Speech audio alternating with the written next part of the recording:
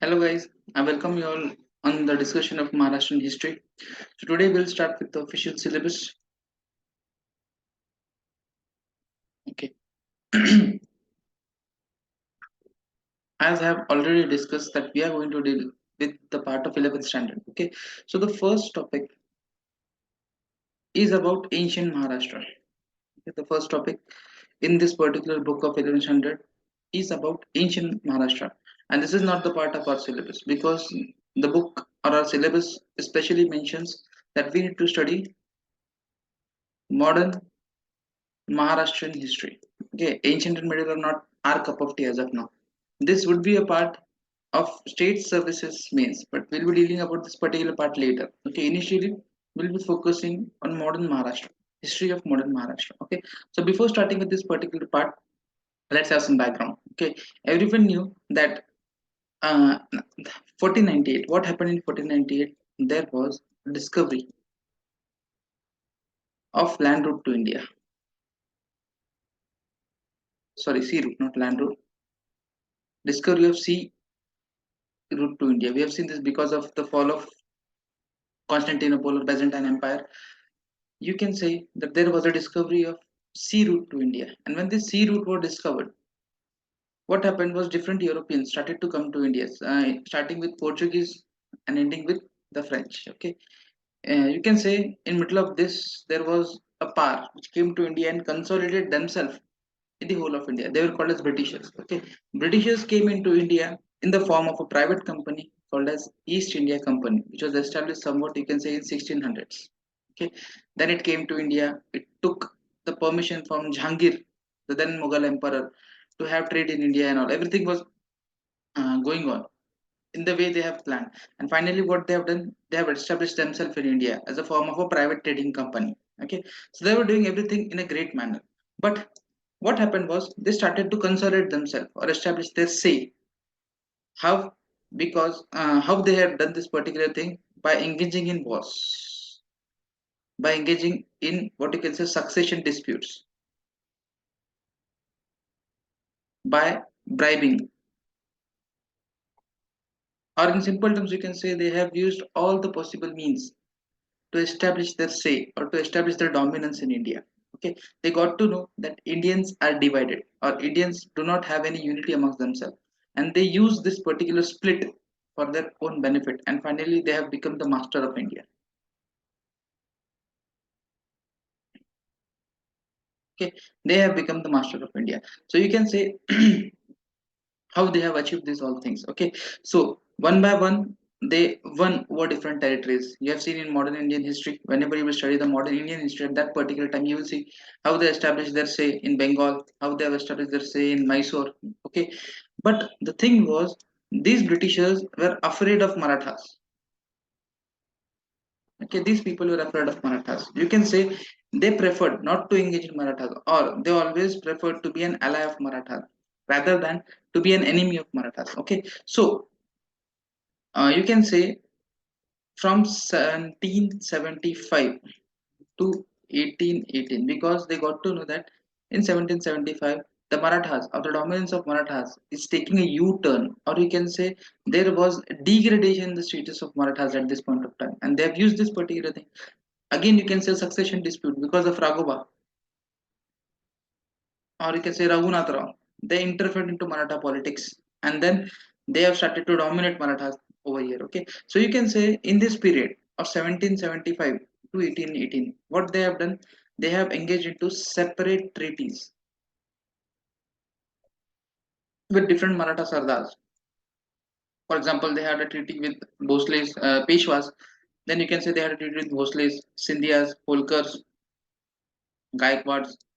Okay, with every Maratha Sardar, they had a separate treaty. So you can say in either way, they have established their dominance on them.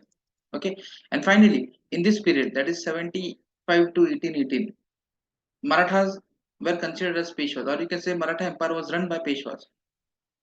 So in this series, that is 75 to 18, they have fought three wars, three decisive wars with the Marathas. Okay, what are these wars called? Comment it. Okay, what are these three wars called? So these three wars were fought.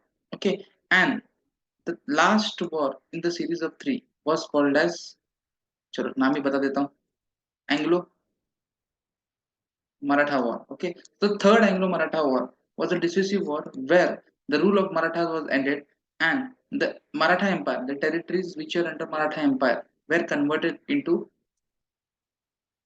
Bombay province. The areas which were under Maratha Empire were now converted into Bombay province, with Elphinstone, or you can say Mount Stuart Elphinstone, as its first governor general. Okay, so this was the story of conquest. Okay, how they have established themselves or how they have politically won over Maharashtra. Now, when they had a political dominance in Maharashtra, what happened next was people see generally if there is a change in the regime, people will not accept the things as it is, or it becomes difficult for the people to cope up with the empire. So what happened is in the initial phases, you can say Britishers, what they did, they tried to indulge themselves or to mix themselves in the society. Okay, the credit for this particular thing goes to Elphinstone. Okay, Elphinstone said that I will give you everything. I'll give you education. I'll give you jobs. I'll give you each and everything what you demand. But the only thing is you should be loyal to the government. What he demanded was you should accept the superiority of the British Empire, and second, you should be loyal to the empire. If you're doing this, I'll be providing you each and everything. This was statement of Elphinstone. Okay. Now, what Elphinstone did once he came into Maharashtra, okay, or you can say well, not Maharashtra. Maharashtra was an entity which was established in 1960. Before that, it was Bombay Province. Okay, so when he came as a governor of Bombay Province, what he did firstly, he stabilized his rule. Okay, he stabilized British rule. First step, what he has done was he stabilized the British rule, and this gave rise to a new age, which was called as Age of Reformation or the Age of Reforms. Okay, how this particular thing moved forward, we'll see this particular thing. See, when Britishers came into India, they saw the culture and customs of India very different to that of theirs.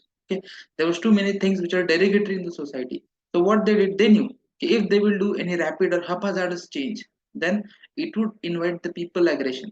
So what they did, they made slow changes in social life of people. What they have done, they have made slow changes in the social life of the people. Okay, because if there would have been an aggressive change, what would happen, it would invite a great aggression. Okay, or the people would revolt against the empire itself and they will completely end the rule, and they did not wanted their rule to be ended. So what they have done, they have started slow changes in the society, not a rapid or a haphazardous change, but a slow change in the society. Now what they did, the first thing, okay, Alfredson, what he did was he introduced education. Okay, and when education came into Maharashtra, what happened is with education there comes few values. Which are those values? The most important value, which which is born out of education, is rationality. And what do you mean by rationality? The art of judging the things, whether it is right or wrong, or you can say in simple terms, reason. The art of reason. Okay, finding or searching the reason behind any move is called as rationality. Okay, the principle of rationality, equality, liberty, freedom, fraternity, etc. All the Western philosophies or all the Western thoughts came into India. So, what these people did, see, it was not possible for the empire to educate each and everyone, British Empire to educate each and everyone. So, what they did, or what was the step they have taken? They have taken a step to educate the elite class. To whom? To educate elite. They are not educating the lower strata, but they are educating the elite section. Okay, why? Because they knew, okay, if we have some of the elite section in our side, the Indians in our side, then they could help us in the further reformations, or you can say in the further administration. They would be helpful to us. Okay, so this was the thing. So what they did, they educated the elite members of the society, and once this member got educated, what they did, they saw that the society was full of derogatory values, such as the practice of sati, such as a discrimination between men and women. Okay, untouchability, caste discrimination. So society was full of various evils. So what happened? These educated people, what they saw themselves as a pioneer. to reform the society, or they took the responsibility, or in simple terms you can say what this educated Indian elites did, they took the responsibility of reforming the society. They thought that it is their role to reform the society. Why? Because they have got the education, they have got the rationality, they have seen that injustice is spread everywhere, and they wanted equality, the principle of equality to be engulfed in India. And that's why what they have done, they have taken the responsibility of reforming the society to themselves. Okay, and what are these people called? These people who have taken the responsibility of enlightening the society are generally termed as social reforms. Okay, generally you can see that these social reformers are coming from the elite section. I'm not telling that all social reformers are elite, but generally you can see that the social reformers, whatever we are having, the initial social reformers are generally from the elite section of the society. Okay, they belong to the rich section of the society. And what they are doing, they are trying to modify the means of the people, or they are trying to modify the customs, traditions of the people with engulfing them to modern values. The most important thing was rationality. Means what? If you are practicing sati, they would ask the people, okay, what are pros of sati? What are cons of sati? Okay, so people used to enlist that these so and so things are supposed to be the pros of sati. They used to say that these all things are cons of sati. Okay, so people used to tell this particular thing, and then they themselves said, see, the pros are too less as compared to cons, or you can say of this particular move you have too many cons. So why to practice this particular thing? So you can say these people were explaining how this practice was not good for the society. Not only sati, but each and everything, whatever but the evils practiced in society, they took a responsibility to explain to each and everyone that these practices are not good for the society. They're not for the betterment of the society. Okay, so this was one thing about them. Now, moving towards the age of reformation, you might be knowing, okay, that why was the need of reformation? Because the society was downtrodden. So we need to see how downtrodden our society was. So here comes the entry of the second topic. Okay, means इसके बारे में अब तक हम discuss कर रहे थे. That is 19th century, age of reforms. What happened in this point of time? Various reforms were engulfed in the society of Maharashtra. But before that, why was the need of reforms? Because the society was full of evils. What were these evils? Generally, you can say religion and social values were the prime movers, the degradation of society, or you can say they were the prime factors which degraded the society. So, what were these things? We need to focus on this part now. Okay, so the first thing is about religious life, or the religious practices what they were. Okay, so generally you can say religion played a dominating role on the social life of the people. Okay, religion played a dominating role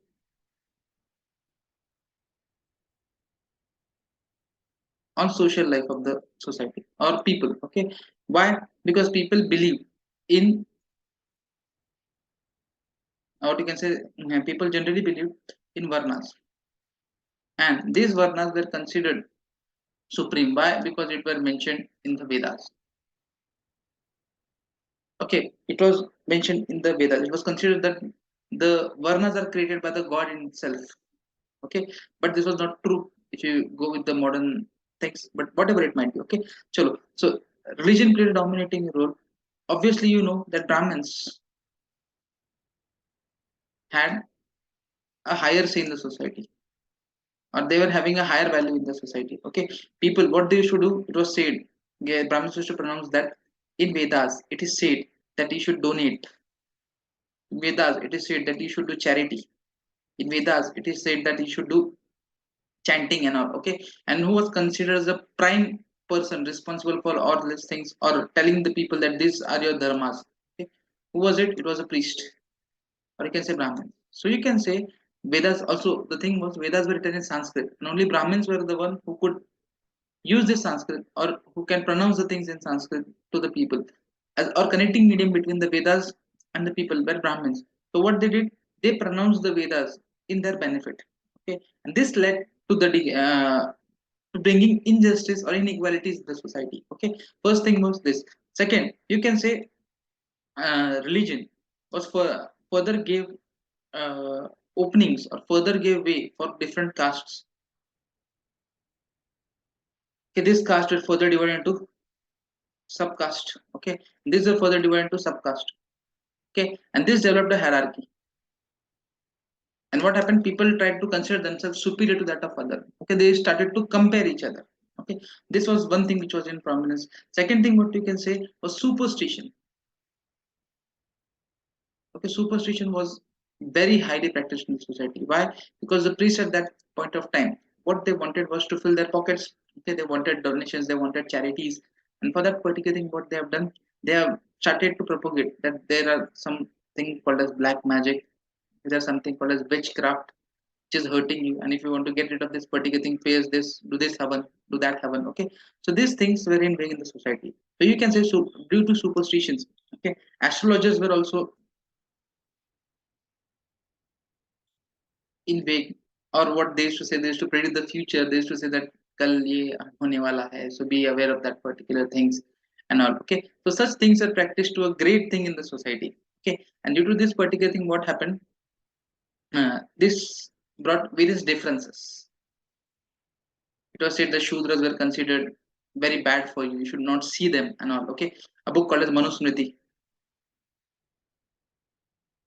propagated these all values. Okay, so Balgaba group, whatever you can say, is this systems derogated the things in the society. Okay, what people did, first thing, people believed blindly in the priest. Okay, that's why these priests sometimes what they did, they carried what you can say holistic boycott of a particular community and all. Okay, so these things were redundant in the development of society. Okay, religion, whatever was linked with the religion, people used to blindly follow it without questioning anything, because it was said that religion ऐसे बोलता है. And whenever the priest used to say this, people used to blindly follow it. Why? Because if they are not following it, the religious sect, what they'll do, they'll boycott the things, person. Okay, so this was the thing. Religion did play an important role over here. What was the second important factor here? The second important factor was society. Okay. How can I say that society was the second important factor or dominating factor? Let's try to have an idea of this particular thing. See, guys, when you talk about the society, okay, how is society made? Society is made with the people. Okay, what are the people? People are now, because of religion, divided into different castes. Okay, people are divided, bifurcated into different castes. Now, what about the caste? There was a caste system for each and everything, and this caste system was very strict and rigid. Okay, this caste system was very strict and rigid. There was no redundant provisions. Okay, there was no such thing as a change of caste over here. Okay, whatever system we had was very strict and rigid, and also it had a hierarchy. Means what? A person of higher caste would not go in the house of the person of lower caste. If he will go, he will be facing the social boycott. These were the things in the society. Okay, first thing was caste system was in wage, or it was very heavily practiced. Second thing was in the context of untouchables. Okay, untouchability was practiced heavily in the society. Okay, or you can say it was considered he should not even come under the shadow of an untouchable. Also, these peoples are not allowed to public places. Okay, this was the condition of whatever we are discussing is the condition of Maharashtra in the start of 19th century, before the social reformers came into prominence. Okay, it was a thing over there at that point, society at that point of time. Okay, so untouchability is also practiced to a greater extent. Okay, and this deteriorated the condition of the shudras and all. Okay, third thing was what about society? It was a joint family system. Generally, people practice joint family system. There was no such concept of nuclear family. But later, with the augmentation of education, what happened? People started to move towards modern cities such as Pune, such as Mumbai, such as Calcutta.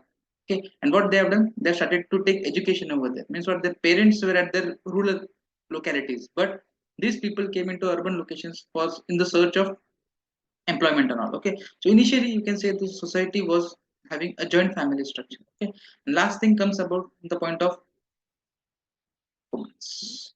Okay. See, the society was completely patriarchal.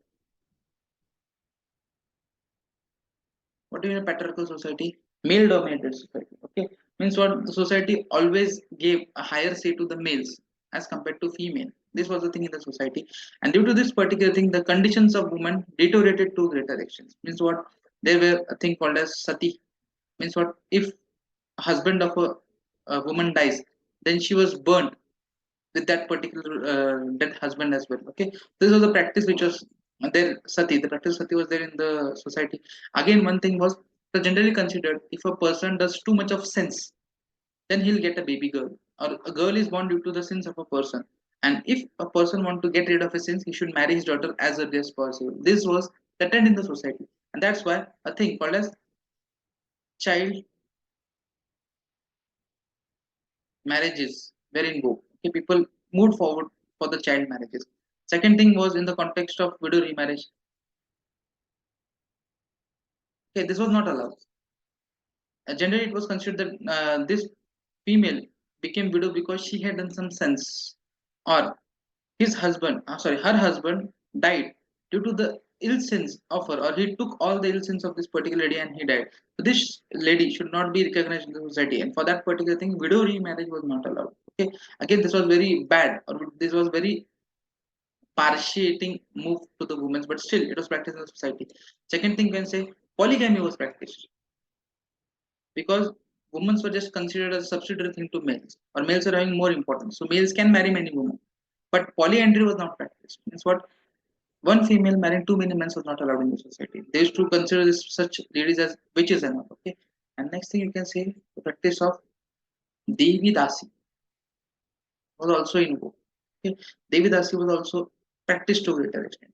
So once Britishers have seen all these things, what they have done, they first decided, okay, what we'll do, we'll stabilize our rule. Okay, what they've decided that we'll stabilize our rule, and once we have stabilized our rule, we'll bring change in the society, reforms through Renaissance movement. And they knew this, okay, if they would be a change, they would be an agent of change, society would not accept it. So that's why what they have done, they have trained the elite members of the society and asked them to be a player in reforming the society. Okay, so in this way, once Britishers got stabilized, what they have done, they have started the Renaissance movements. Okay, so what do you mean by Renaissance movements? Renaissance means, okay, it generally means a process of awakening.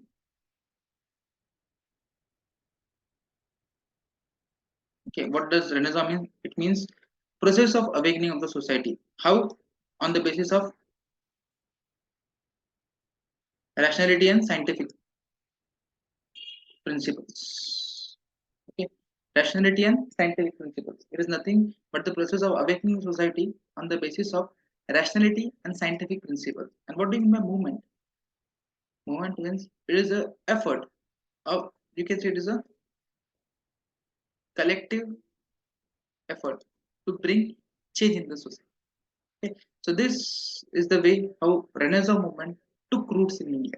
Okay, now moving towards the next part, that is what were the causes of such movements in India.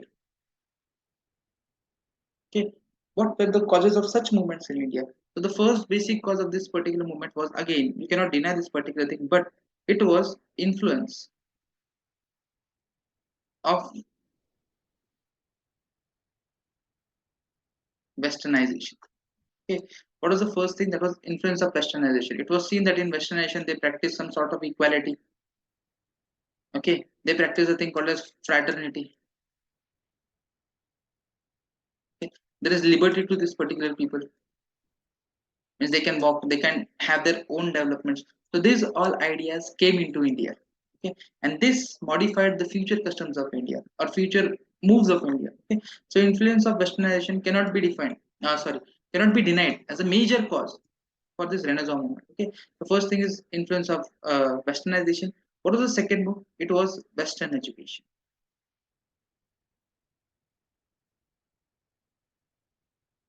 Okay, the Western philosophers gave one thing, that what is the main purpose of education? To get knowledge of each and everything, okay, or to become rational. The main thing which came into society was rationalism. Okay, and when this rationalism came into society, it started to get rid of the superstition and vague customs. of the Hindu culture. Okay, started to get rid or remove the superstition and the vague customs of Indian society. Second thing, what happened was, again you can say we consider these people as uh, demok or mosquitoes to our society, but Christian missionaries.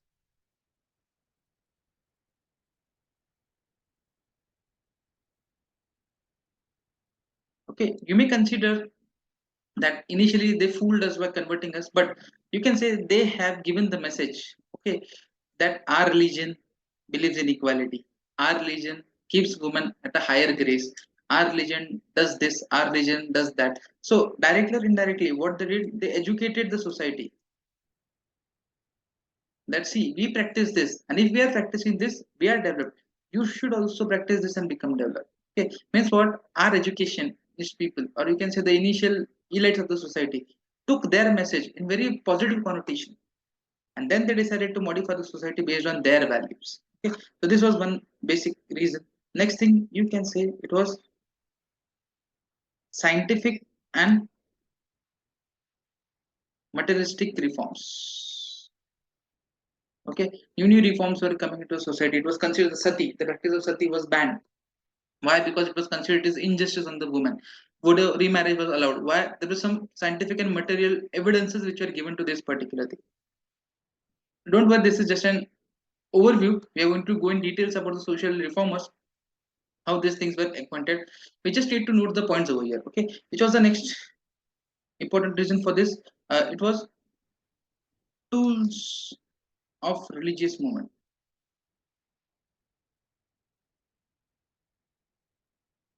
Okay, in fact, you can say some elite members such as Arya Samaj, they in themselves started to reform the religious things. Okay, though they said go back to the Vedas, but still they believed in the concept of equality. Brahmo Samaj, what they did, they proliferated the message that there is only one God. You should worship that only one God. Okay, don't go behind different incarnations now. Just worship one God. Pratana Samaj also proliferated the same messages. Okay, so tool of religious movement also played an important role to bring the Renaissance in India. Okay, next thing, what you can say was in the context of, yeah, that's it. Five things are enough to go too much, because see, we're not going to write the paper as of now. Okay, so it was just for you guys to understand the concept. And due to this particular thing, what happened? A new class has developed in India, which were called as social reformers. Okay, now we are moving towards the social reformers. We'll be completing some section over here, then we'll see some sort of history, and then we'll again move towards the reformers. Okay, this will be the trend which we'll be taking forward with this. Okay, I hope you guys enjoyed the session. We'll stop over here. We'll start with Jagannath Shankar Shet in the next lecture. Okay, so thank you for being attentive.